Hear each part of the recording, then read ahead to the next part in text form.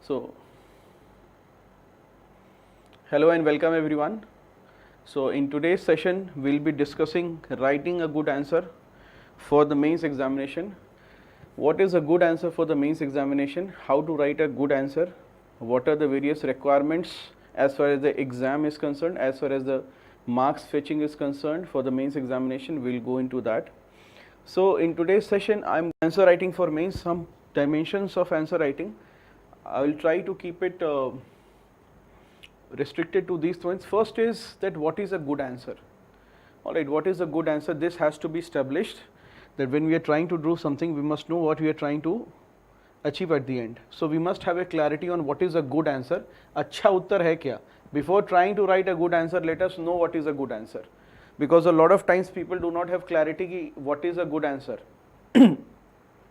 Alright, so we will see that. And how do we decide what is a good answer? We will not go by our preconceived notions. We will go by what has been rewarded by the commission over a period of, let's say, 4-5 years. We will not go by a recent trend or a last year's trend and we will take a decision on that. We will see a consistent trend in the marking pattern of the commission and what kind of answers it has rewarded. Alright, we will not go with any preconceived notions or biases. We will not try to go by what I am saying, or we will not try to go by what a lot of selected students have said. We will go by what the commission says is a good answer. Alright, then what do the directive means? This is a very common question that people ask. What do directive means?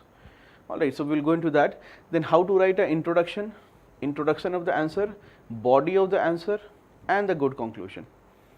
Alright, how to conclude an answer, and then I'll try to add some value to the discussion by providing you certain suggestions and mistakes to avoid. A few suggestions, at least 3-4 suggestions I would like to give. Alright. So, before getting into answer writing, let us first establish the premise. Alright, and what is the most important premise we have to know? We have to know the end objective. Hamara maqsad kya hai? What is our end objective? End objective is writing good answers, right? What has to be done before this, before writing good answers? Knowing what is a good answer. And I will not try to dump what is a good answer based on toppers copy, based on lot of suggestions that is already there. But I will try to demonstrate by showing you some copies of students for the past 5 years, every single year of the past 5 years, and we will try to determine and ascertain that some qualities that we see consistently being rewarded by the commission. Alright, so let us see some of the good copies. Alright, so now this candidate around 4 years back, we are trying to see a consistent record. Alright, I am not sure if you are able to see this, but please take a look at this copy. This candidate was among the highest scorers in 2016-17. Alright, and let us see his copy and try to ascertain certain qualities with respect to, and this candidate was a first attempt student, therefore he does not know too much. Alright, he knows too much, he doesn't know too much. He has not had the benefit of preparing over the years. He passed out of college, he wrote the prelims, he wrote the mains, and then he was preparing for next year while he got 43rd rank.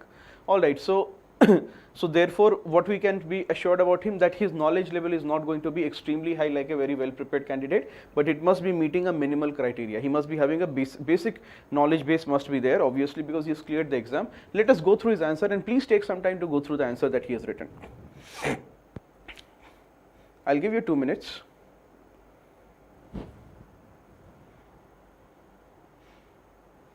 The question simply asks, reforms in bureaucracy may lead to socio-economic development, illustrate with examples. Very simple question. If we see, just go through the answer, and this PDF will be available to you in a single format at the end of this session. The first line is, bureaucracy is the administrative skeleton. It is the chief line of communication between people and the government. There is nothing complex about it. There is nothing in this answer that you don't know already. Alright, there is nothing in this answer that you don't know. its second paragraph says almost all government schemes and programs require implementation and evaluation by the bureaucracy. Fairly, this is his comment. First is what he has done is he has said what bureaucracy is, and in the second line what he is saying is, he is giving a comment. Alright.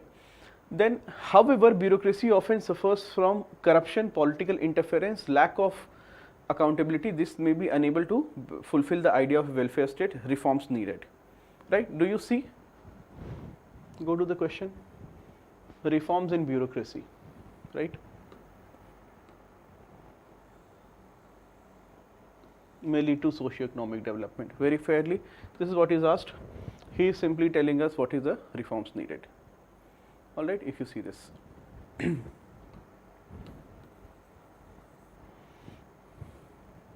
Alright, go through the answer. Need of Public Service Board given by Supreme Court. Second recommendation is given. Third recommendation is given.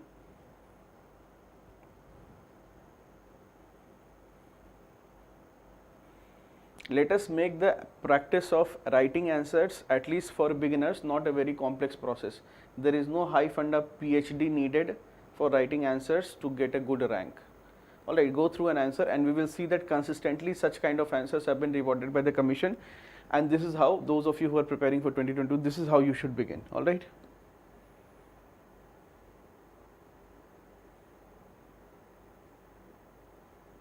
He has given certain reforms needed, some suggestions, and then he has written a conclusion. Reforms in civil service bureaucracy is needed not only to bring faith and credibility to the government, but also to make the affirmative action of the government more effective. Very simple, but you will say this candidate that year, I think as far as I remember, he had scored 410 plus marks, and it was among the highest marks. That year marks had not come in the GS mains paper. Alright. Now you may say that, sir, this is anecdotal evidence. In humanities, we have a concept called anecdotal evidence. When we do research, we should not be guided by one person being an exception, and we should not make a generalization on that principle. Alright, so we can say that, sir, this is a anecdotal evidence. So let us take another year's candidate. You may be familiar with this. This is the copy of another candidate next year. This will be the copy of a candidate who secured 56th rank. Again, very simple question has been asked. A very simple question. I always use her answer as a benchmark. What were the basic reasons behind the policy of appeasement? How far was the policy of appeasement responsible for the Second World War? Please don't try yourself to answer the question. Don't try that what will be the answer to this question. What you have to think right now is what this candidate has written. Alright, what you have to think is what this candidate has written. Don't think what you know. Alright. Do you see what is the first line that the candidate has written? The policy of appeasement, decisions where the offenders were not punished for the fear of consequences. That has been written in the first paragraph. The second is reasons behind policy of appeasement, economic reasons, psychological reasons. So this candidate is a doctor. I met her first time when she got selected, and last year on the marriage of a student. Alright, genuine concerns. And then at the end of it, if you go through it, please take a minute to read through it.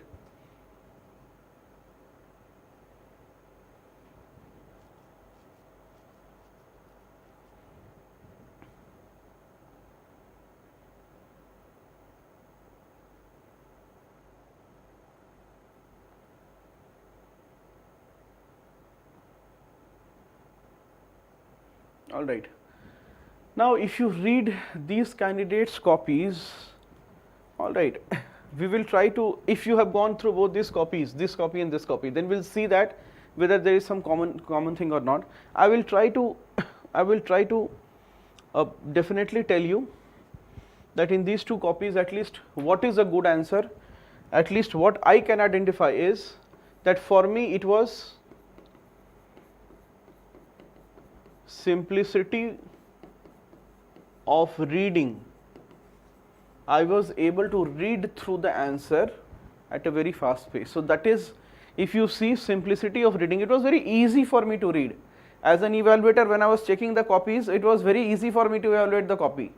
And maybe when these candidates, they wrote the copy in the commission, it was very easy for the Commission evaluators also to evaluate the copy, and therefore there was a very high marks leading to an under 100 rank. Probably we can say this.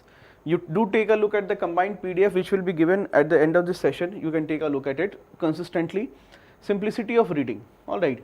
In both these answers, what we saw, which you will agree, is, if you remember the first question, bureaucratic something was there.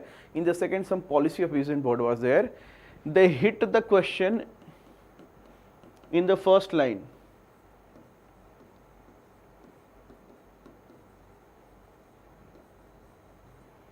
In first line. They hit the question in the first line. Third thing, if you can notice, and I hope you noticed, I am not sure if you have done it, that both of these candidates, they have like a school, very simple, a philosophy that they have stuck is, they have written like a school children. School, you read a story like the king murdered his enemies, or the king, attacked Pithaurgarh. And right, why did the king attack Kalinga, for example? And you will write the answer like a school child is, the king attacked, Ashoka attacked Kalinga because, right? So do you see that in these copies also one interesting phenomenon that is seen is that they are using the words of the question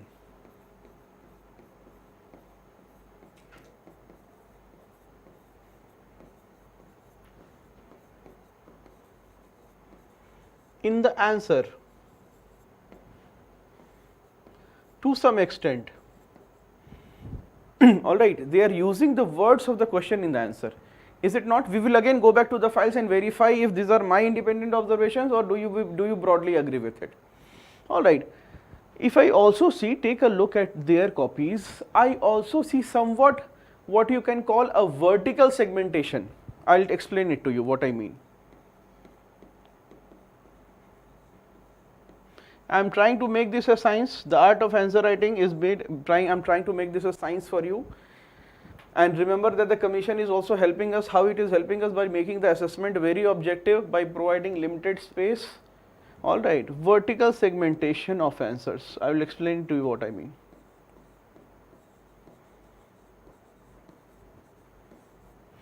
Another thing which I find is that they have written a conclusion that sums up or gives a comment or an opinion which is usually their own. Alright.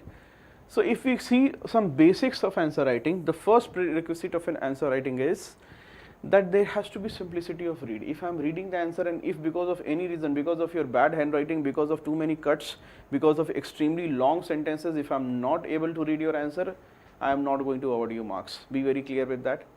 Alright, simplicity of reading. When I am reading your answer, I should be able to read it vertically, not horizontally.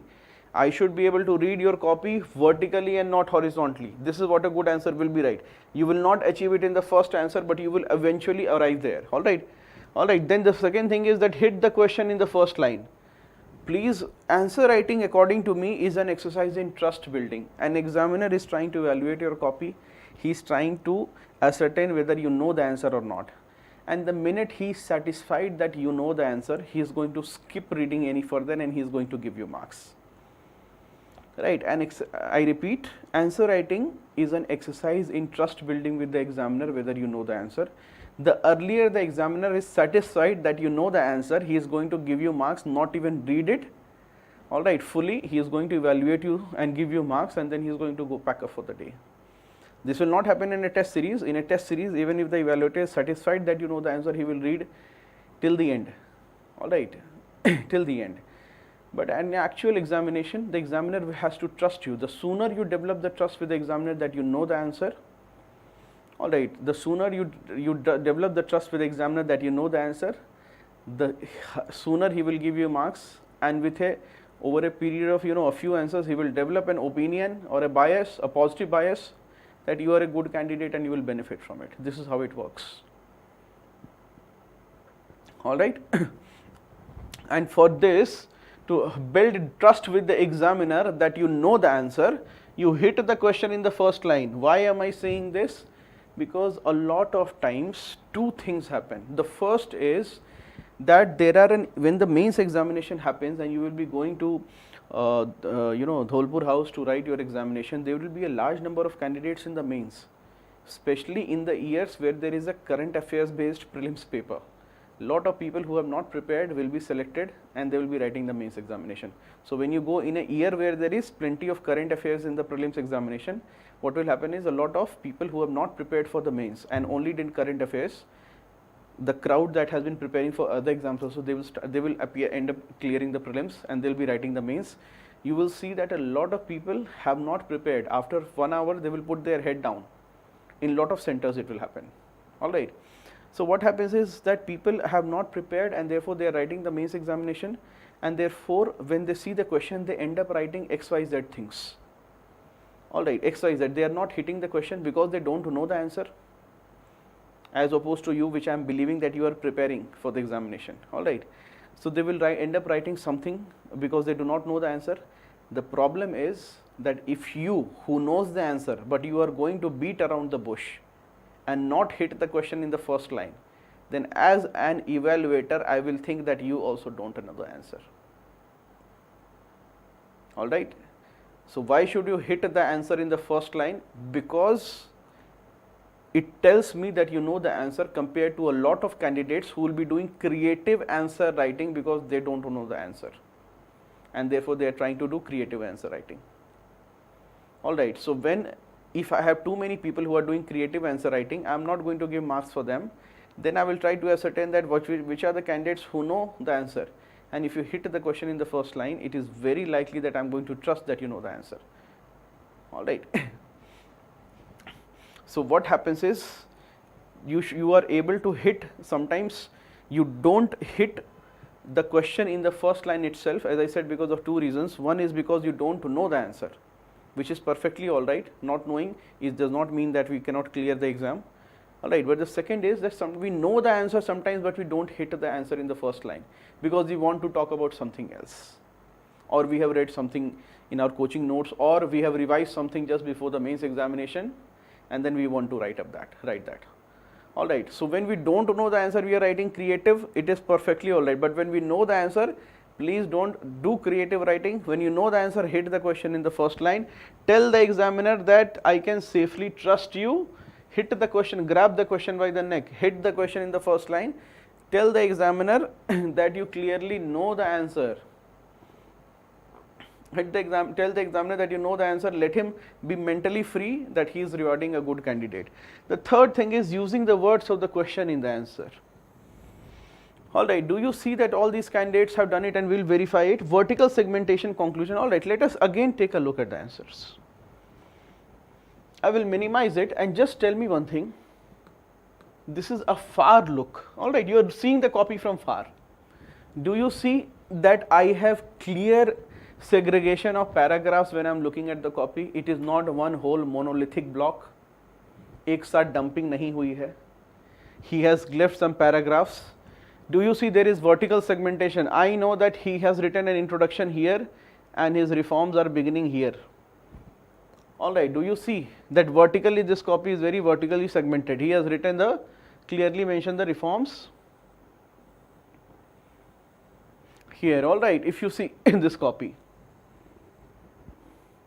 You take a second question also, this candidates, 4 and 10 marks that year, rank 43, 2016 or 17, 16 this candidate would be from 16. Alright, 43 rank. Last I spoke to him, he was SDM in Mughal Sarai. I said, okay, that is nice. Well, no sir, the name has been changed from Mughal Sarai. Alright, you take a look at second question. Alright, very clearly. Local democracy is sometimes treated synonymous with decentralization, but the two are in fact quite distant. Discuss with examples. I can see a vertical segmentation, local democracy here, first line he is saying here. He is not confusing me, he is not beating around the bush.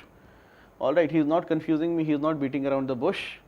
I see the word decentralization here. Decentralization is there, two are quite distinct, hence the two are quite distinct. Am I not finding a reflection of the question in my answer? And do I not see a clear segregation? And do I not see a however? Alright, and this candidate may have been accidentally gotten marks. Let us take this candidate. All right, let us take this candidate. If you see, this candidate has more content and therefore has not left blank spaces, but with underlining I can see all the things. Simplicity of read is there. I can clearly see the keywords being repeated in the question. Vertical segregation of these things. All right, vertical segregation, all these things, and a decent conclusion. I think I missed the last page of the PDF. It was a 3-page 15 marker set किया था हमने शायद ये, ठीक है. But let us say we are wrong. This candidate also got lucky, and this is not a good way to write answer. Let us take. So on this basis, a video was released way back in 2017. All right, and on that basis itself, next year we got very good results, and this is the candidate. This candidate has secured first rank, 17. I think I'm bad with the years, 2017 I guess, or 18. All right, very simple question. What difference do you see in ethics in public and private relations? Can there be a conflict between two? Argue giving suitable examples. I am not going to get into the what is the correct answer, but I am talking about the writing style. Do you see ethics, public, private? I am reading in his answer. If I just zoom it out, इसको पढ़ लीजिएगा. Is he not sticking to the demand of the answer and directly hitting the question? First line ethics. First line itself, he is telling me that he is not deviating from it. He is not writing any abracadabra. First line he is hitting it. Secondly, public and private ethics values, and yet the differences are very clearly. All right, this candidate secured first rank, and after that the next year let us take another candidate. This candidate again 21 rank. So randomly if we take across the years, what is land degradation neutrality? This candidate has given up with the definition land degradation neutrality. He has given in the first line. I am developing trust that he knows the answer. See, please note that land degradation neutrality is a little something that you need to know. You will not be able to guess it. All right, so if this candidate has written something, he has in this answer a lot of people have written very random answers trying to guess what is land degradation neutrality. Right, this question was set in this was last year, means 2000. We are sitting 21, 20, no 19, this is 19 mains. All right, so this question was set in, this is an MGB copy. So do you say land degradation neutrality? He has written something and he has hit it in the first line. All right, and he has, in what ways can it act as a centerpiece in achieving the sustainable development? He has done that interlinkage by an improvement, land degradation neutrality with certain things, and the second part, situation in India and how it can help in meeting SDGs in India. Using the words of the question in the answer, I see a very simple reading. First, second is I do not find any monolithic block. It is easy for me to read the answer. I am able to see the vertical segregation of the different parts of the question. All right, so all the parts of the question have been addressed by this question. This question candidate was told not to write something, so that is also there, but then that time he was a student. All right, कुछ चीजें इसमें नहीं required है. So now basis of this, if we consistently see, we can fairly say, all right, that when you write answers, your goal has to be, it has to be simple. If you are writing something very complex, it's not going to fetch marks. All right. The second is hitting the question as early as possible. Generally what happens is we have only guided one student in Hindi medium, Richa Ratnam is her name. So she attended the classes in English medium and wrote the MGP also she attended in English medium and wrote the test in Hindi. All right, and what we thought in problem number one that we saw in Hindi medium was that they don't begin with they don't hit the question in the first line. They will always write something that Bharatiya Samvidhan, Indian Constitution. Stop it, you just hit the question in the first line. The examiner is in a hurry to decide whether to give marks to you or not. Don't make him wait. All right, use the words of the question in the answer, have vertical segmentation of your answers and have a good conclusion. We'll take these things one by one. So this is once we have decided what is a good answer, we will move to certain things. Now the second thing that I want to discuss in today's classes, and which is very important, is because students spend nearly 1 to 2 years figuring out a big dilemma. All right, so you see that in any questions, if you see the questions that are asked, the questions can be generally of two types. one is a direct question.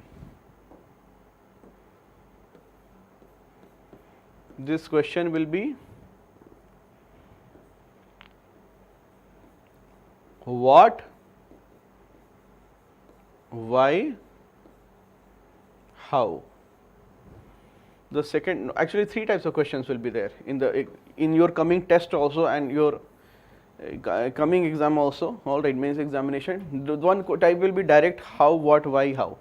This is something that whether if you know or you don't know, you may be in trouble. If you don't know, it will be difficult to answer this question. The second type of question will be opinion.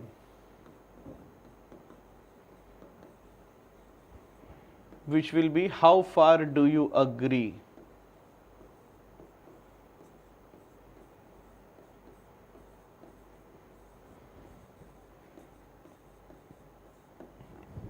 Alright, how far do you agree? Don't confuse this how with this how. This one will not be like this. This will be how can India achieve 5 billion economy? That is a different factual question. Alright, this is how far do you agree? This is an opinion based. Or do you agree?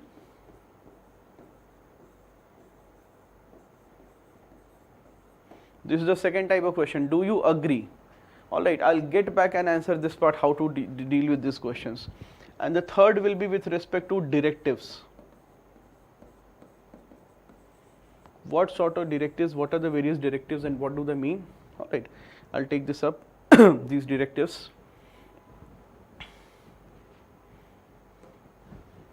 थोड़ा सा ध्यान देंगे. Once you understand it, you will have understood it for a very long time. What are the various directives? Let us make a list of it. The various directives will be explain, examine,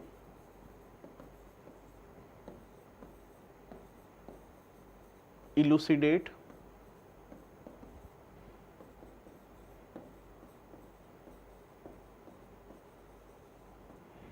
elaborate,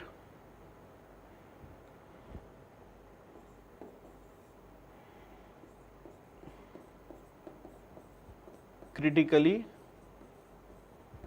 analyze or analyze, discuss,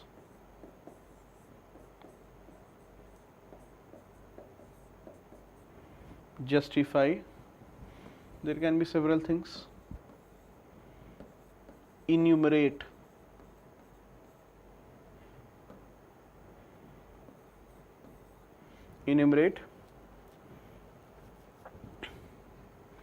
illustrate with examples,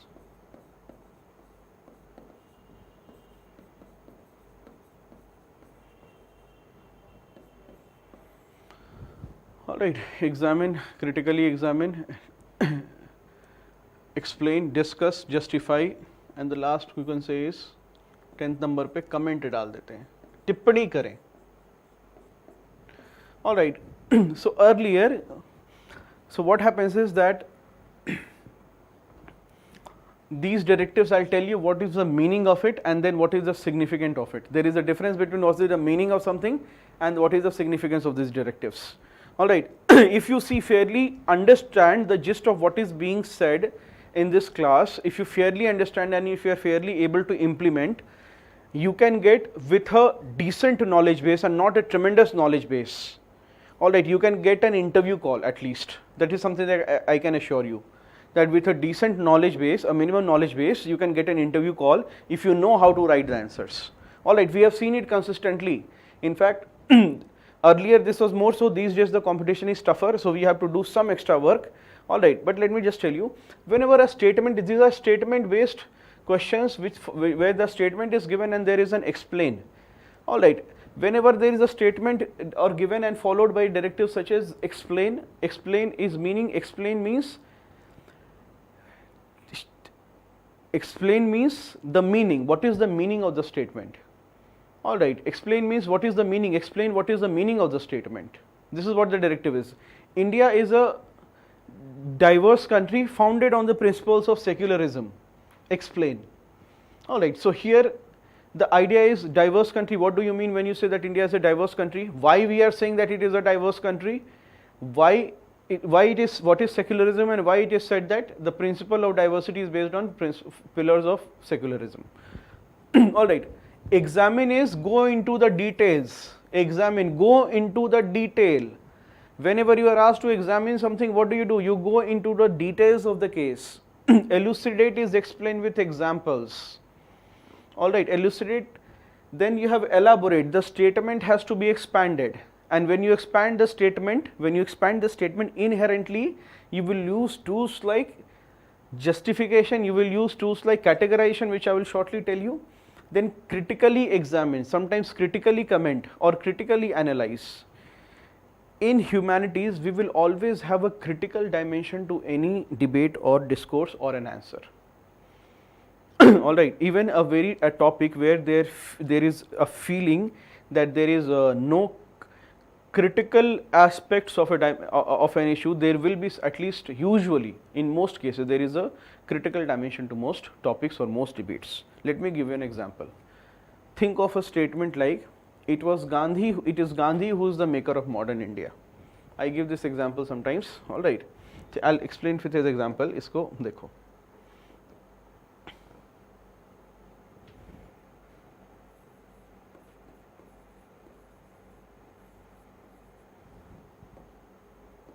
यहाँ लिख देते हैं. I hope it is visible. It was Mahatma Gandhi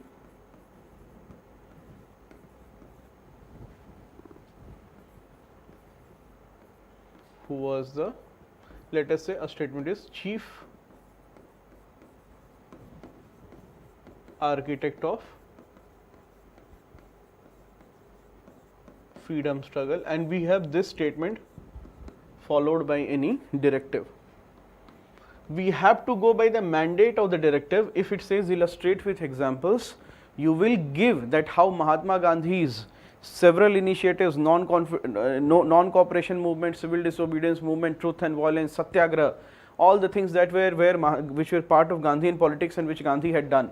Or you will give examples, illustrate with examples. All right, you will do this. All right. If you are asked to discuss this, also you will elaborate it. All right, discuss would inherently means that you discuss all aspects of the statement. Discuss means to discuss or elaborate on all aspects of the statement. Justify, now justify is a little different from all these things. All right, justify usually means a statement is given and you have to establish the truth value of the statement. The statement here, justify means a little different from these. While all the above statements, all right, would have similar outcomes in terms of the answer, justify is a little different because it says that justify, whenever you have to justify, you give your justifications by using three tools. First tool is by facts, the second tool is by examples, and the third tool is of arguments. I repeat, whenever you are asked to justify something, you justify it with facts and figures, you justify it with examples, and the last is you justify by giving arguments. Usually when you have a justify statement, it means you do not have to explore the other dimension of the question. All right, and then you have enumerate. In this question, enumerate will not go, but enumerate means to list out. I repeat, enumerate means to list out. What sort of question you can expect with enumerate? Enumerate the various steps taken by the government for amelioration of the farming community, for example. List out what are there. Then there is illustrate with examples. Illustrate with examples is establish the validity with and relevant examples, not with facts and figures, but with examples. All right, and then there is, the last is comment. Comment on the statement. In these things, there are three specifically directives. The comment directive gives you the comment and discuss directives. They give you the maximum bandwidth of exploring all the dimensions. So this is the meaning of the directives. But to be very honest, when you are answering a question, please remember that candidates who have addressed all dimensions of the question, all dimensions of the statement, including the counter narratives, they have consistently gotten more marks. And please discuss it with some of your friends who have written at least 3 or 4 mains or who have appeared for more than 2 interviews. All right, because when you write appear for more than 2 interviews, this will get established. You will come to know this only after you have appeared for 2 or more interviews, which means that you have cleared the mains 2 or more times. Alright, then you will clearly say that this is what is happening, because once you know this, you will realize that you are able to get a certain marks where you are able to clear the mains cutoff, you are able to get an interview call. What I mean here is that even in a statement like this, unless there is only a justified statement, alright, in most of the cases, remember that even in a statement like this where there is no disagreement, it was Mahatma Gandhi was the chief architect of freedom struggle, this is true. There is no counter narrative to it. Even in such a statement where there seems that there is no opposite argument, there is a dimension. And let us take this question for example. You will see that yes, Gandhi was the, it is said, how do you write this answer? You will begin with Mahatma Gandhi in the first line, that who Mahatma Gandhi was. Right, who Mahatma Gandhi was. Mahatma Gandhi was a primary figure and a father figure in the Indian freedom struggle. Alright, who brought in the tools of Satya and Ahimsa, truth and non-violence, giving shape to the freedom struggle and making the Indian freedom struggle or Indian freedom struggle a mass movement. In one line you have told the examiner that who Mahatma Gandhi, you have technically defined Mahatma Gandhi in the context of the question. Right, in the first line what have you done? You have not written anything, you have written a very objective statement. You have written that Mahatma Gandhi was among the, was among the primary leaders in the Indian freedom struggle who brought in the tools of Satya and Ahimsa, truth and non-violence. He brought in the tools of truth and non-violence and was instrumental in making the Indian freedom struggle a mass movement. This is the biggest contribution of Gandhi actually to the freedom struggle, mass movement. Alright, women farmers, before that it was an elitist movement. Then in this question, no matter what the directive is, alright, if it is justified, you will nearly stop at giving examples that how he made it a mass movement and therefore how he made it, how he is the architect of the freedom struggle. But remember that if there is a comment or a critical analysis, in a comment, in fact in a critical analysis, you will have to critically analyze this debate. Alright, so there is also a counter narrative that why Gandhi is not the architect of the freedom struggle. Alright, there is a decent amount of criticism also of it. What are the various criticisms or various criticisms of Gandhi included? Alright, so you will always have 3 or 4 points in it. For example, that critics argue that it was not just the leadership of Gandhi, but the post Second World War conditions and global movements towards global resentment and exposure of colonialism that was responsible for liberation of the colonies. That is one argument. So it was not technically Gandhi's contribution. Alright, second, third, fourth argument, you can always say that it is criticized that Gandhi, because of Gandhi's larger than life role, the contribution of Subhash Chandra Bose and Shahid Bhagat Singh has been undermined in history books. Do you see these are counter narratives? So in most of these questions, please remember that whenever you are asked a question, you do go for it. But a critical assessment of the statement also is very necessary, and we have seen that people who have done the critical assessment in a small paragraph, alright, not as the major dimension but in a small paragraph, they have ended up scoring better marks. Alright, so I am talking about scoring marks perspective. Alright, ये सब चीजें अब है ना. So despite all this is what the statements mean, and you have to broadly stick to the directive, but please remember that identify the debate or the discourse, and eventually over a period of time you will be able to do it. With your reading, as you prepare for the mains examination, you will be able to identify the debate. It will not happen on day one, which is why it may not make sense to some of you who have not written a single answer right now. Alright, those of you who have not written a single answer, it may not make immediate sense to you, but it will make sense to you over a period of time. Please, in any question, identify that what is the debate or what is the discussion. There is always a debate in humanities, right? Like if there is a question on India is a poor country, there is a debate that India is not really poor. It is the political systems which are poor, or India is not really a poor nation. It is an unequal society. All right, there is a debate. You'll eventually come to know these debates over a period of time. Broadly, when we go, please remember, we will broadly follow the directives, but we will not obsess over it. Before 2016, there was a big obsession, because what used to happen is teachers used to say that you have not answered this question because this was discussed and you commented. No, that is not the case. Please do not obsess. Lot of students have very clearly come up after their examination, said, sir, we did not go by the directives. And this was also taught to us in 2016-17 when we started out. We said, please don't obsess with the directives. Our students got very good marks. that do not, if you're especially a beginner, sometimes your time is wasted in following, obsessing over these directives ki yahi cheez hai. Please be a little fluid in your approach. Alright, these directives broadly is the meaning, but please be fluid with your answer writing. This is how you will get marks, and focus more on what is the debate or what is the issue at hand. Isse पूछो question क्या बनता है? You know, what is the question that arises from this issue? Alright. So this is how. Now there are certain steps of to writing answers which also we will discuss. Alright, let us follow a very simple 3-step formula. The first step is identify keywords if any. अगर कोई keywords मिल रहे हैं. दूसरा थोड़ा सा, you try to brainstorm this. Those of you who are writing, Manoj, those of you are writing AWFG also, Rose, identify keywords, identify the debate or discourse. I'll tell you what I mean by debate or discourse. या critique क्या है उसमें, ये थोड़ा practice करोगे तो समझ में आ जाएगा. If you start focusing on critique of any issue, and I will explain to you. The third is break the question into parts and subparts. Break the question into parts and subparts.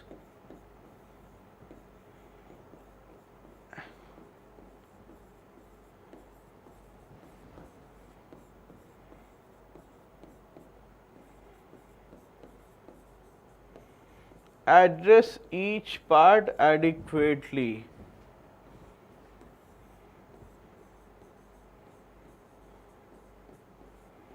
Conclude with a positive note, suggestion, or a way forward. Alright, identify the keywords if any, identify the debate or discussion or critique, break the question into parts and subparts, address each part adequately, conclude with the note or suggestions. Alright, so these are some of the things. This is what is you will have to do when you have to approach any answer. And just to be sure, let us say that they have done it or not. Any candidate you take rank 1's previous rank 1 copy, alright, or this year's rank 21's copy. Alright, you take this.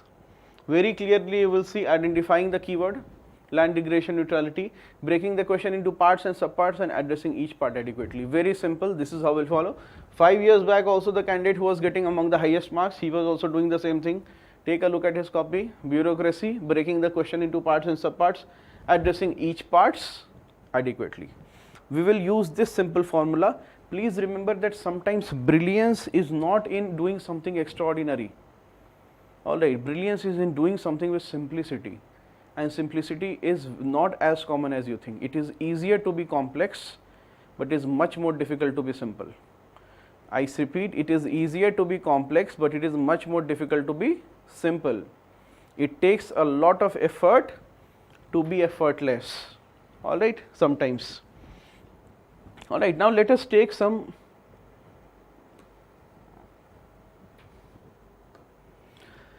identify the subparts and the debate. Let us take some sample questions. You can read these questions yourself.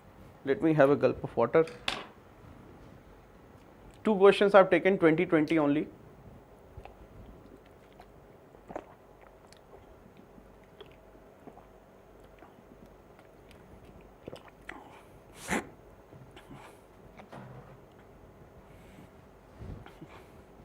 I hope it is visible to everyone.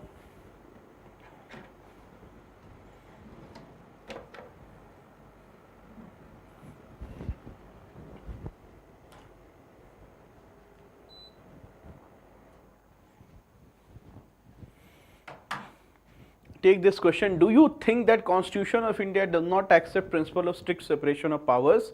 Rather, it is based on the principle of separation of power is one, principle of checks and balances. What is our formula? Identify the keyword, identify the key debate or a discourse, break the question into parts and subparts, address each part and conclude on a positive note. This is the 4-5 है ना, 5 points हमें याद रखने हैं. इसको देखते हैं. Do you know that when a student is answering this question, some students actually begin with yes or a no. Wrong practice. इसको last वाले slide में add कर लो. Mistakes to avoid. Do you think when I'm asking, do you think I'm not asking your personal opinion, I'm asking an academic opinion. Alright, we are asking what is expected is an academic opinion and not a personal opinion. Some students when they are new or sometimes some students and they refuse, see what happens is when your answer is a work of art that is done by you and you are the artist. So some students which I have seen is that they are so much in love with the answer that they get very angry. That sir, if I have written what is the problem with this? I have no problem, but when you don't get marks and then you come back, then there is a big problem. Do not begin with a conclusion. Please arrive at a conclusion. Conclusion क्या होता है? You are saying yes, it is true. In fact, they are not asking that yes or no. It is a very settled debate in this question. That in India we do not have strict separation of power. This is in Lakshmikant. So when you will write the mains, you will have already cleared the prelims. And when you will clear the prelims, you will read the book and you will know this. Alright, so this is not a very difficult question. You arrive at the conclusion. What my expectation here is, identify the keyword. You write, tell me in 1 or 2 lines what is the meaning of the keyword. Second is identify the debate. The debate here is very clear that in India, there is no strict separation of power. Alright, in India what we have a system of, there is no strict separation of powers. This system of checks and balances, decent amount of checks and balances. This is a feature of parliamentary form of government, where the executive is a part of the legislature. Alright, but I will not go into the details of the content of the answer, but I'll tell you how to answer this question. What my expectation is, in 1 line you tell me what is the separation of power doctrine. In 1 line you tell me what is the principle of checks and balances. Then this is what it is there. This is what your introduction will be. Once you tell me this thing, I will know that you know the answer. Why I am saying this? It is because sometimes, in fact a lot of times, what happens is that students don't know the concept and they will write something creative, and while you will get in humanities, you will always get some minimum marks for it. Alright, if you know the answer and you are not writing and telling me in 1 line what is doctrine of separation of powers and what is the system of checks and balances, I think you also don't know and I will give you average marks. Sometimes students don't write in 1 line what is the doctrine of separation of powers. Sometimes they don't write what is the system of checks and balances. They don't write because they think that it is too obvious. लिखने की क्या ज़रूरत है? Alright, it is something that is too known for some students. The others, there is also separate second category who don't have any idea that sir in 1 line what is the system of checks and balances.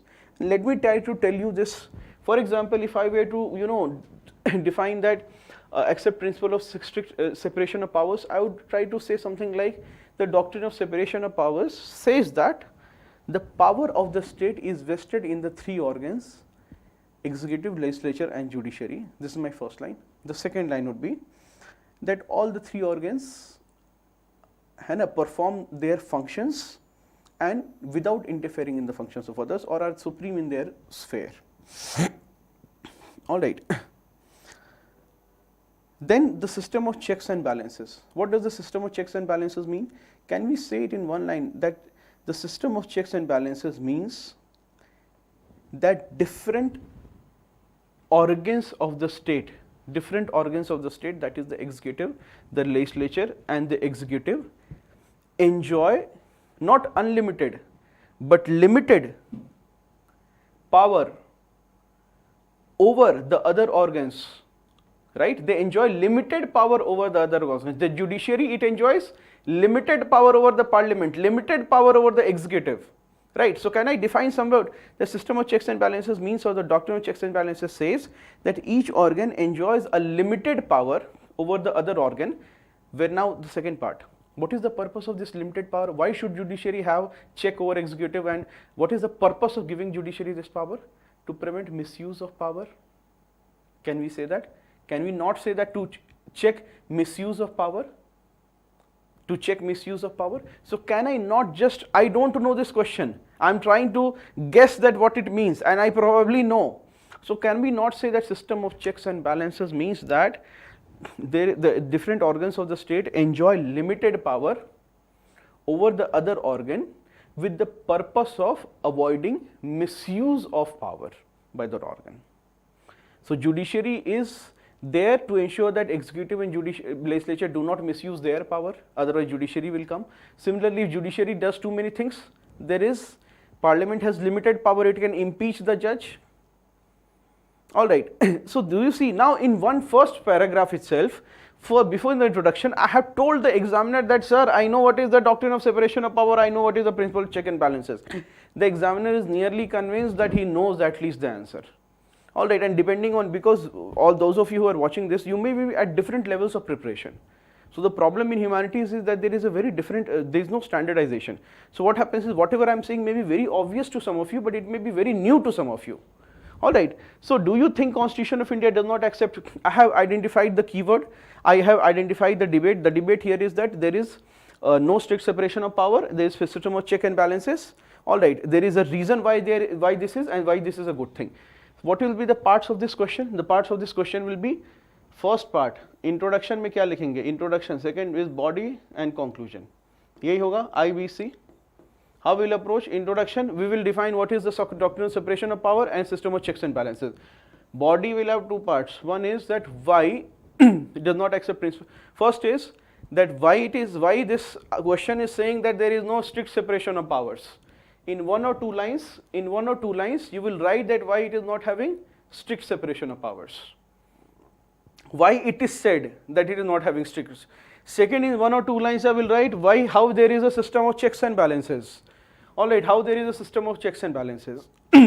Then, this is the body part. Then, I also have to say that why this arrangement is there. So this arrangement is there because it is a very established form in a parliamentary form of government, compared to a presidential form of government where there is strict separation of power. Here there is no strict separation of power, system of checks and balances is there because it is a feature of parliamentary form of government. You write one or two or three lines.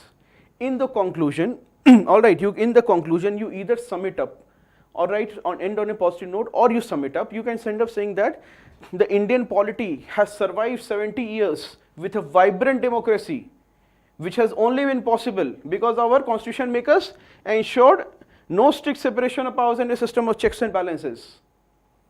Alright, as a strict, and you can always end up saying that a strict separation of power is neither feasible in the Indian system nor desirable, and you end your answer.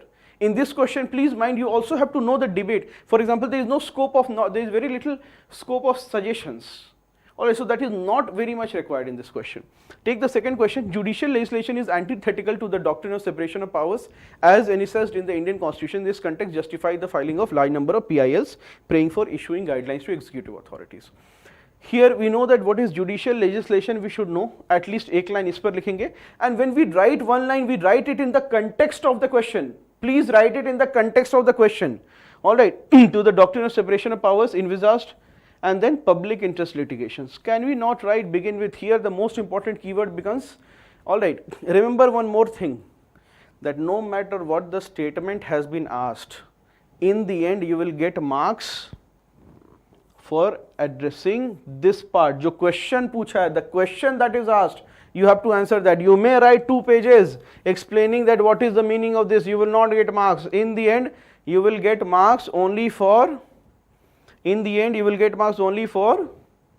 this part.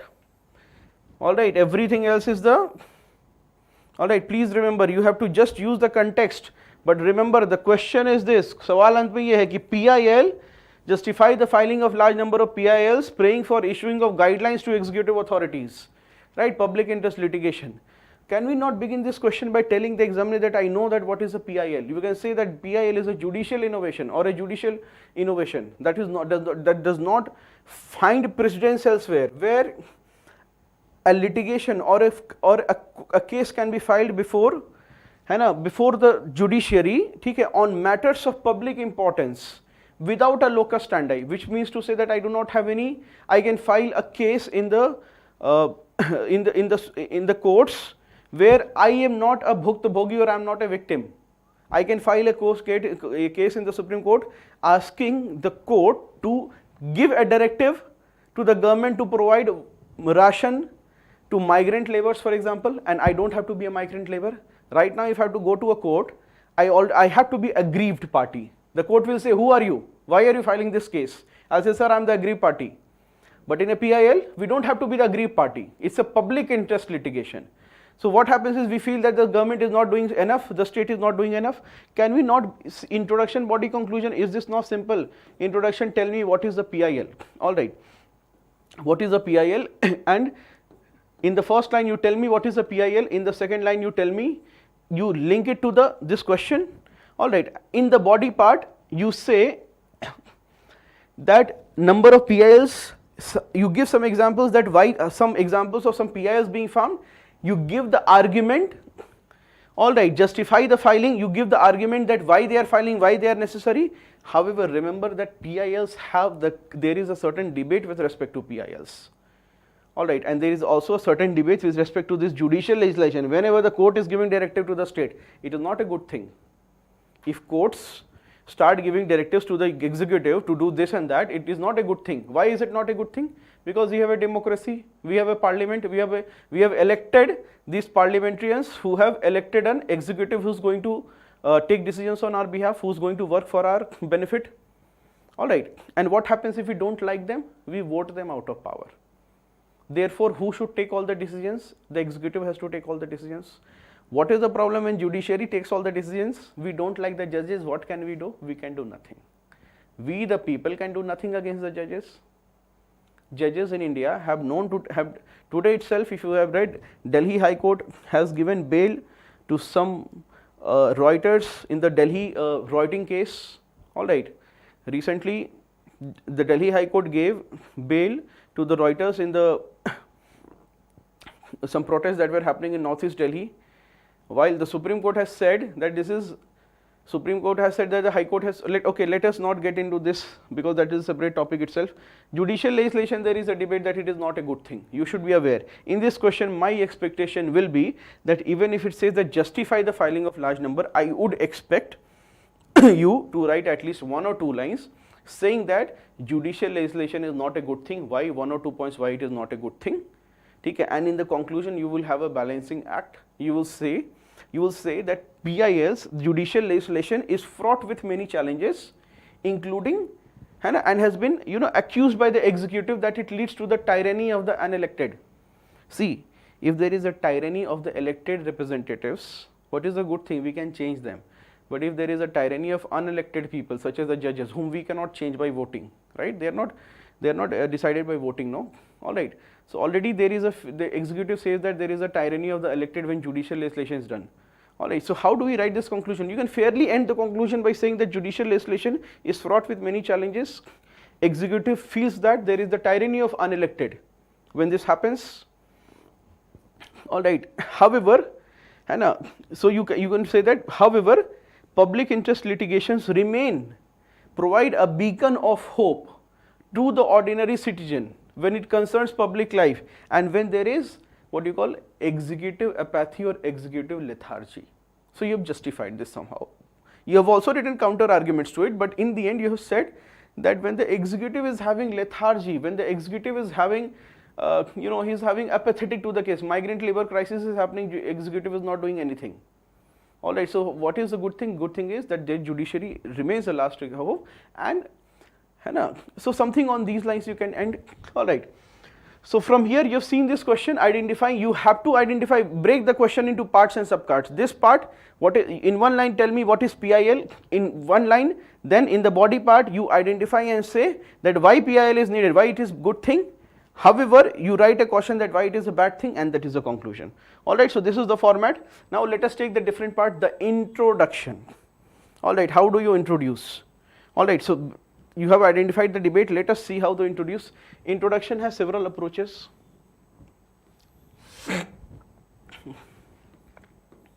A good approach to start an introduction is with certain facts and figures. A good way to approach, there are several approaches, facts and figures. You can begin with examples. You can begin by definitions.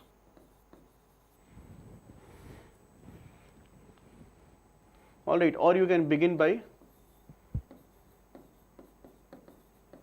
articles of the constitution, SDG, MD, something like this. All right, basically facts and figures also somehow like this. Now in this approach, let us say there is a question on environment, or there is a question on executive and judiciary. You can always say that Article 50 talks about the separation of power. This is a good way to introduce. If there is a question on poverty, you talk about what is the level of poverty in India, what is the World Inequality Report saying.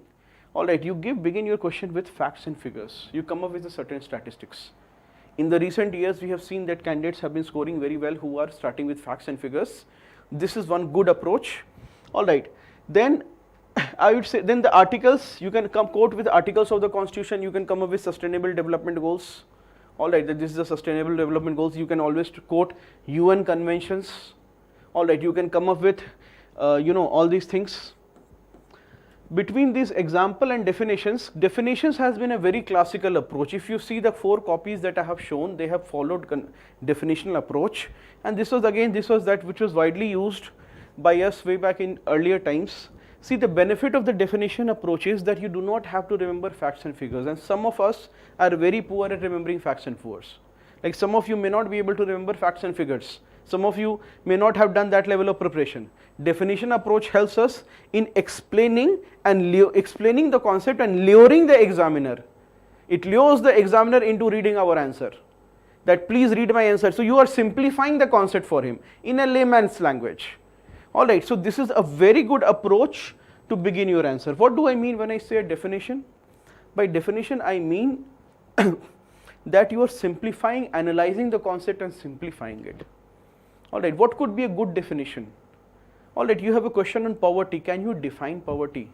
That poverty is the absence of, the basic resources, including but not limited to basic resources such as food, shelter and clothing, but not limited to food, shelter and clothing. So we say that poverty is the state where one does not have access to the basic resources, including but not limited to food, shelter and clothing, for example, all right, that are necessary for his full human development. He does not have access to the resources that are necessary for realizing his full potential. If you do not have access to such resources, you can say that you have a certain level of poverty, or you can come up with definition from World Bank, different other sources, you can do that. Let us say you have a question on, for example, you have a question on surrogacy, right? Surrogacy. Can you not say and define in one line that surrogacy? What is surrogacy? There is a question. See, here I would like to just take a break and tell you that what is one very bad approach to writing an answer is beginning your answer with an opinion or something that is very subjective. Opinion ya fir have a subjective content. Don't do this. Question is there that surrogacy law, by making it altruistic, surrogacy law has made surrogacy altruistic and therefore liberated women. You are beginning with a critical first statement with some negative statement, you are beginning it. Don't do that. Don't begin your answer with an opinion or a very subjective content. Try to first establish, try to establish that you know the answer. If there is a question on surrogacy, very simple, you can write surrogacy is the bearing of a child in a mother's womb, right? Now, bearing of a child in mother's womb is not sufficient. So you will think that who bears the child and on whose behalf? So you say on behalf of another woman or a couple. Now this another woman or a couple, why would they want somebody to bear their child? Because they are not able to conceive, and sometimes they do not want to conceive, right? So can we not define surrogacy as the bearing of a child in a mother's womb or with the purpose of on behalf of another woman or a couple who cannot or does not want to conceive, right? If you have a question on science and technology, take a look at Yojana, take a look at Kurukshetra, all right? Yojana, especially in the first preface, the first article by the editor, they will always write simple things. If there is a science and tech issue, they will always write science is a body of knowledge with universal principles. Technology is the application of those principles to build tools that make our life easy. Very simple definition. they have simplified the concept. I don't know what is science. Why I'm saying why this approach is important is because some of our students will be appearing for the interview right now. Around 1100 forum students are appearing for the interview, and a very common question every year is asked is that why is political science called a science? So sometimes students, even after this question being in the interview transcript, they are not aware of this question and they will miss this question, and sometimes they don't know what is a science. Alright, so there is a body of knowledge with some certain universality of principles. That is what is a science. Alright, so when you have a question like that, try to define it and try to define it in a context of the question. Alright, if there is a question on ethics, it is perfectly alright to write something like ethics is a set of moral principles, and this is given by Second Administrative Reforms Commission. So when right now, or if there is a question on health, do not dump by saying that India has poor health infrastructure. That is the second line, that is the second paragraph. The first paragraph has to be a number, an objective fact, an objective figure, or a definition that what do you understand by health or a good health. Alright, so be very clear with respect to what you are trying to, when you are trying to define a term, any term, absolutely any term. Alright, as I said, is doctrine of separation of power, basic structure, all these terms, please try to write 1 or 2 lines that kind of define it. This, don't begin with an opinion or a subject, then examples, which is something that we personally, while people write it, we personally do not recommend you to begin with examples. The challenge why we are saying this is, see, you are preparing for the commission right now, you will have an example from January. Alright, you will have an example from January. Now what will happen is, this example you are writing in your MGP test, for example, in June. Now you have gotten good marks for it. Your mains, this year's mains for 2021 will happen likely to happen in January 2022, and for 2022 people it will happen after 1 year, right, from now, more than 1 year. Now you are writing recently, something has happened, you are reading it in January, you are writing it in December, examiner is checking it in January, February. The time lapse is so much that people forget, and it is not making sense. Second most important is, sometimes the examiner may or may not be very well versed with current affairs, and you have given a not very common example, right? So the problem that happens is, he reads recently, and if you have to, in the first paragraph itself, if you put stress on his mind, then he is not going to read your answer. He is not going to like it. Alright, so please try to begin with a good introduction, try to begin with a definition. Nearly any question that is asked, any keyword that is asked, if there is a question on civil services reforms, the electoral reforms, civil services reforms, police reforms. Now, you either remember some facts, figures, some data, some cases, alright, very good approach, or you can say civil services reforms refers to the comprehensive set of reforms. Now just think of it while you are writing this with respect to what kind of civil services reforms include. Think of it, you can easily come up with a definition. Civil services reform with respect to comprehensive set of administrative reforms that concern A, recruitment of civil servants, training, career progression, objective and scientific appraisal management, right, then termination and cooling off period, and lateral entry into the civil service. Now, do you see that you yourself has introduced, the examiner is reading that this candidate is writing a question on civil service reforms. He has defined what he means, the scope he has defined. He doesn't need, he knows that now he will write about recruitment, these reforms are needed, for career progression this is needed, lateral entry is this needed, stability of tenure this is needed, all these things. Let us say, and did you see the first copy, bureaucracy? Bureaucracy is the administrative or executive wing of the government that is responsible for executing the programs and policies of the government. Very simple definition. In the end, if you see all the 4 copies, this is what they have done. Reforms in bureaucracy. Take this question, bureaucracy, this is person has given. This is the administrative skeleton, chief line of communication between the people and the government. You take a look at this copy, this candidate. Policy of appeasement, definition. Take a look at this candidate. He has given a definition from UNCCD. Alright, this candidate is rank 21 of this year. Every year I have seen. So this is not anecdotal evidence. Alright. So the first is the introduction. Body of the answer, we have already discussed this. In the body of the answer, please follow these 3 rules. Identify the subparts.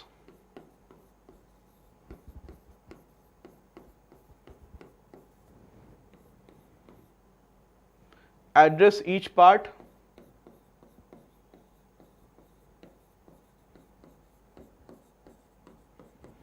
and the most important rule, use words of the question in your own answer. Use words of question in your answer.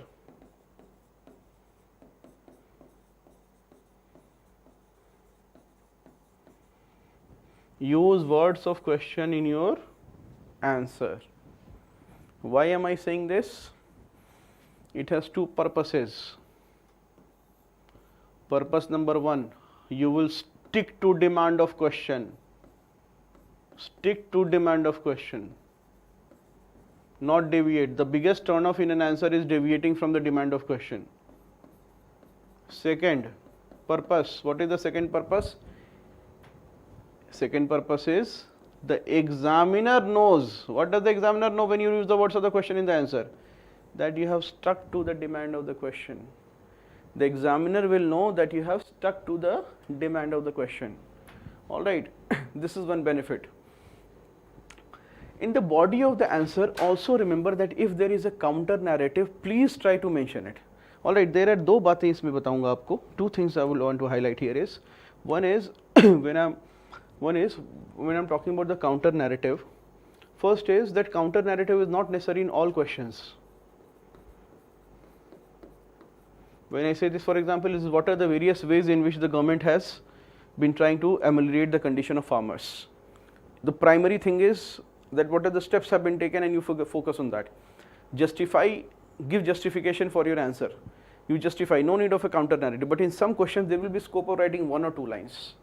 Alright, even if इसमें दो चीज़ें होती हैं. One is that there is your counter narrative forms a significant part of the answer. Alright, for example, if the question is, the previous question as you said was the same question, if we take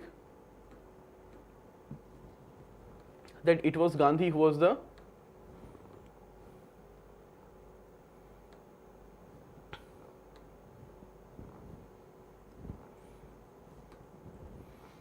yes, it was Gandhi who was the maker of chief architect of the freedom struggle. If there is a question that says that critically examine or discuss, please remember that there is a good scope of counter narrative. You will say that Gandhi's role in freedom struggle has been criticized, and don't think of criticizing, and you think that what Ambedkar has criticized, what Tagore has criticized, alright, why Shahid Bhagat Singh perspective has been criticized.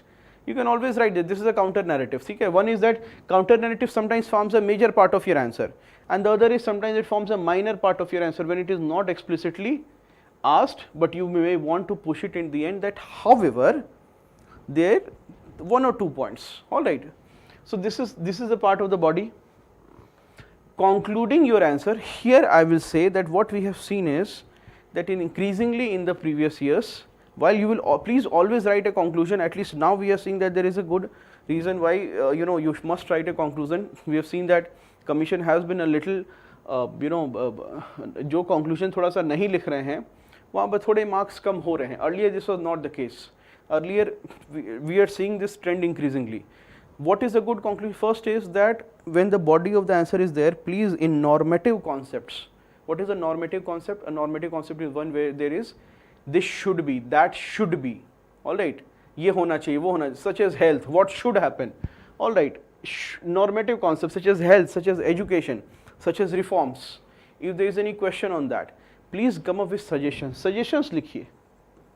There are candidates who have scored very well because they have come up with suggestions.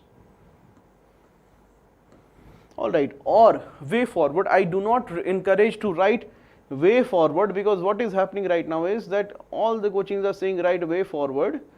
So please write the way forward, but don't use the heading way forward. Write the word way forward, but don't use the heading way forward. The commission is thinking that already so many, what is the reason that everybody is writing way forward? Alright, you may write, you put it, if possible you put it as suggestions. Alright, that these are, or just write 2 or 3 suggestions. And the third aspect, the last line could be summing it up. Alright, how do you sum it up? That though this is the range, what is needed is caution. Alright, though public interest litigation has brought cases which would have been otherwise ignored, there must be caution in its use, or it has something like this. You sum it up. This is how your conclusion can be. And the last thing is suggestions and mistakes to avoid. See, I'll give you 5 suggestions that you must try to incorporate in your answer writing. Alright, which I have already discussed this. The first suggestion is first line hit the question. Again a repetition, hit the question. Second mistake, not a suggestion, is please do not begin with a conclusion, arrive at a conclusion. It is very painful for an evaluator or a teacher to see that do you agree and yes I agree. Technically remember that in humanities the yes or no is immaterial. Your reasons are important. Third thing that you have to make sure is vertical segmentation of your answers. I should be able to look at your copy from far. मैं यहाँ से copy देखूँगा and I should be able to see the different parts of the question. If this is your copy, all right. By vertical segmentation, I mean that your answer the introduction should be 20% and must not exceed ideally 33%. मत करिए. Some of you are writing introduction in the first page and writing the answer in the second page. Don't do this. Maximum 1/3. Alright, target रखो. बहुत होता है 50% breach हो गया. Also acceptable to some extent, but try to keep the introduction from here itself. Then second is please begin your answer. After the introduction, your answer should be visible here. Alright, vertical segmentation. I should be able to look at far and identify the different parts of the answer. 4 is no monolithic blocks. No monolithic block. What do I mean to say? Question है, यहाँ से लिखना शुरू किया answer, कोई paragraph नहीं है, बिल्कुल सटा सटा कर, you are not using that line spacing and you have written it so that it is stressful for me to read. Now you see this, it is completely filled but it is stressful for me to read. If it is stressful for me to read, I will pass on the stress to you, I will give you less marks, है ना? तो ये करेंगे. Fifth is have points. Sometimes what happens is that we just end up writing, at least for beginners, we just end up writing just repeating the same point. Alright, we end up writing one dimension, and especially when we have read an opinion. Let us say that why India should not be a part of Quad Security Summit. You have read a content and you have come up with an answer. Alright, why India should not be a part of the Quad Security Summit. You have read that, you have read, for example, you have read that India should not be a part of Quad Security Summit because China thinks that it is a anti-China military bloc, or it is an Asian NATO, right? This is what China has said. China has said that the Quad is an Asian NATO, and therefore China is our neighbor. If they are not happy, they are distrustful of us, then we will be in trouble. You anyway should not have trouble with the neighbor.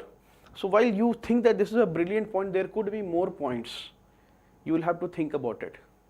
You could also think that India is the only country in the Quad nations which has a 3,500 kilometer long land boundary with China. Second, and this is also not another, you can always think of another reason, that it is to be seen. What is another reason why India should not join Quad?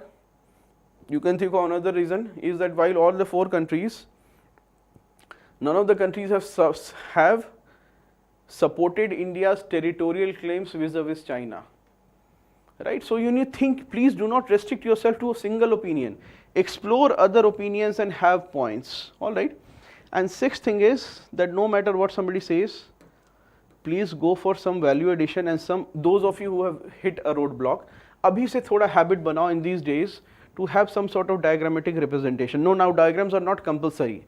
Alright, it's not that if you don't draw diagrams, but develop a habit that if there is any question, can you draw a box and you can make a diagram. And a very good approach is, this is your copy, please make a box, very simple diagrams, poverty and malnutrition. You write poverty. If you are poor, you don't have money, you can't eat well, what happens? You have malnutrition. And if you are malnutrition, then you are likely to be poor. If you don't get good nutrition, what will happen? 2 things. You will not have the physical capacity to work, your labor productivity will be less, therefore you are likely to earn less. Secondly, because of malnutrition, your mental acuity will be less, therefore you are likely to be poor again, isn't it? We see a cycle. simple star diagrams you can make, okay, or the sun diagram. All right, you can make the sun diagram. You can also make the moon diagram. This will save you space also. Increasingly, you can make the moon diagram. You are using this margin. You are only showing half the sun, and you are writing it here. All right, please do this. Always, if there is a possibility, please make this wale diagrams. इसको करिए, no matter what somebody says, इसको करिए. Not that this is necessary. Simple question. Ethics में very popular question. Those of you who have not written any question, you will encounter it.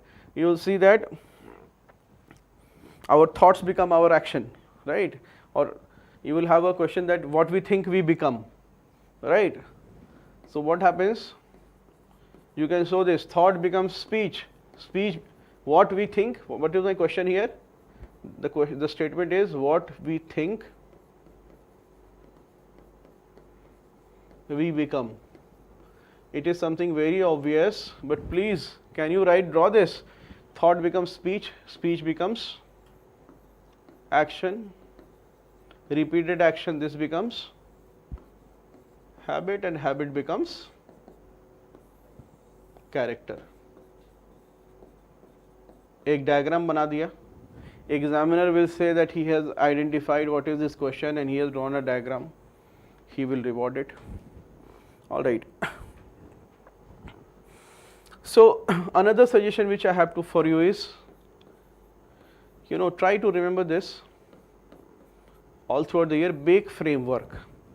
All right, for writing answers or for value addition. This is something that you will need to be after a period of time you will acquire this. B is basics. What is the most simple terms in which you can define the concept in any question? Second is when you're writing an answer, think of what is the articles that I can include. If there is a judiciary article, what is the article that I'm not writing, or what is the article that I can include? Or like K is keywords. When you're reading a newspaper, look for keywords. Look for keywords. TikTok, all right, it has led to the democratization of social media, hai na? Right from tribal people to very marginalized people, everybody was using TikTok, isn't it? So democratization of social media is happening. It is a keyword. When you're talking about social media or fake news, you talk about it is creating the problem of infodemic, information pandemic is happening, right? So focus on the keywords. And lastly, enlightened ideas. All right, this is something that you read through columns, you read through thinkers. For example, what is the sane idea on it? What is Amar Sen Singh, or what is Gandhi's ideas on it? All right, remember in GS versus optional, the difference is that in optionals, while it is the thinker, in GS it is the ideas that matter more and not the thinker. All right, so think on these lines that in your answer, when you're trying to enhance the quality of your answer, can you think that have you gone to the basic and addressed the most basic demand of the question? That is the first. Have you been able to include certain articles of the Constitution or other articles? Have you been able to include certain keywords? Have you been able to inculcate a few enlightened ideas? Right? So these are some of the things, and as you will go for answer writing, you will develop new challenges.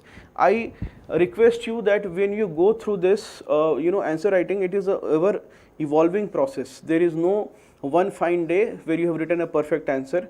Please, as you begin your journey of writing answers, remember 3 basic rules. The first is don't write perfect answers on day 1. Perfect is the enemy of good. People who want to write perfect answers on day 1, they end up not writing answers at all. All right, perfect is the enemy of good. Second is please focus on progress. You must improve with time. Give yourself time, focus on progress.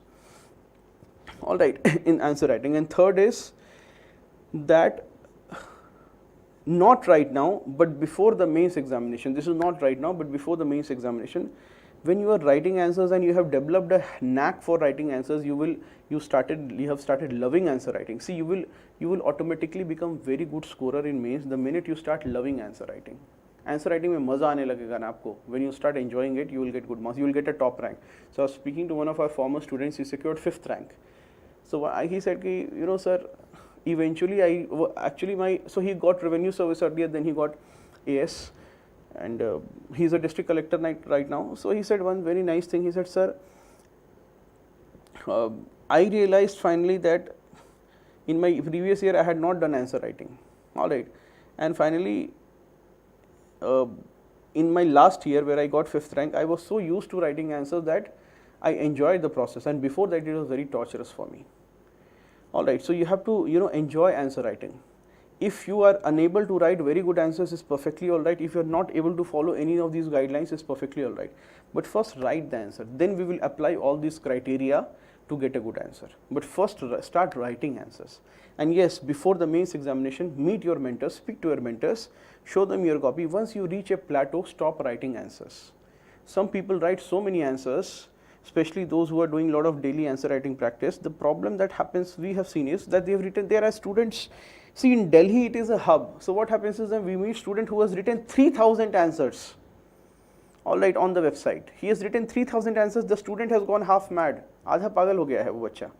And the problem is, he is writing, you give him anything, he will write an answer. And the content in all the answers will be the same, but it is not even addressing the question. So itna pagal nahi hona hai answer writing ke liye. Answer writing is a means to achieve good marks, it is not the end in itself. So do not just do answer writing that daily you are, in a short period, 1 month, 2 months, 3 months, you are doing it, is perfectly alright. But there are students whom I meet, and they are classical cases where they have written 3,000 answers. That is not 3,000, 4,000 answers they have written. One candidate has 3 years register, he is doing answer writing practice for 3 years. मैंने कहा mains लिखा है, he said no. I said you should have written mains, you would have known that this is futile. Don't do an excess. Nearly everything collapses because of an excess of its principles. We have to do answer writing, yes. Do we have to do it all the time, day and night? No. There has to be limit to it. We will do it. And yes, the last thing which I would say is, the purpose of any test series, any answer writing practice, please do not just have the goal of improving your answer writing. Once you are able to write a good answer, perfectly alright, you don't need to make improvement. Where is the scope of improvement then? The scope of improvement is in the content, not the answer writing or something like that. So please make sure that while content is the king, alright, or the structure presentation is the king, content is the queen in answer writing. So make sure that you focus on the content. Once you know how to write a good answer, focus on the content, try to get more points, try to read more, try to assimilate more, alright. So this is all. Thank you so much friends for all your time.